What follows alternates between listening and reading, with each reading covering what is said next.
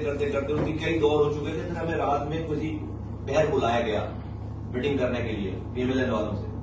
तो हम मीटिंग करने जब वहां पे गए तो ऐसा लगता है कि जब हम जो है कमरा खोलकर घुस गए बस कमरे में, जब आप नजर आ जाते हैं कमरे में तो बोला भाई जो बैठ भी जाओ। तो कोई मूड नहीं था हमसे मीटिंग करने का। वो तो सेक ऑफ जो है वो एक वहां में हमने इंगेज कर लिया है, इस हवाले से मीटिंग हुई। और उस 15 मिनट उस 40-45 मिनट की मीटिंग हुई हमारी। उन्होंने कहा कि आपके बाद अभी दोबारा हमें पीपल्स पार्टी वालों से मिलना है। तो हमने पूछा भाई क्या तय हुआ आपका पीपल्स पार्टी से? उन्होंने कहा सब चीजें कॉन्फिडेंशियल है, हमारे लिख के बात हुई उनसे। दो चीजें आपको बता देते हैं कॉन्फिडेंशियल होने के बावजूद। एक वो ये कह रहे हैं कि आपका मैंडेट 100% जाली है। हमारा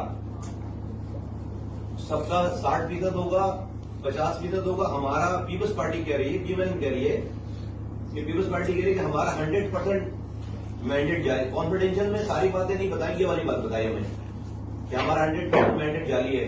दूसरा ये बताया कि हमारे नंबर पूरे हैं। पीपल्स पार्टी वाले कह रहे हैं कि पीएमएलएन और पीपल्स पार्टी मिलाकर नंबर पूरे हैं, तो एमक्यूएम को बाहर निकालने की जरूरत नहीं है।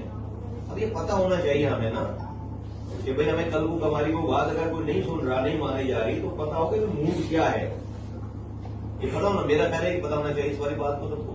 तो उनके नंबर पूरे हैं, उनके नंबर पूरे हैं। और पीपल्स पार्टी का ये सरार है कि भाई एमक्यूएम की जरूरत नहीं है।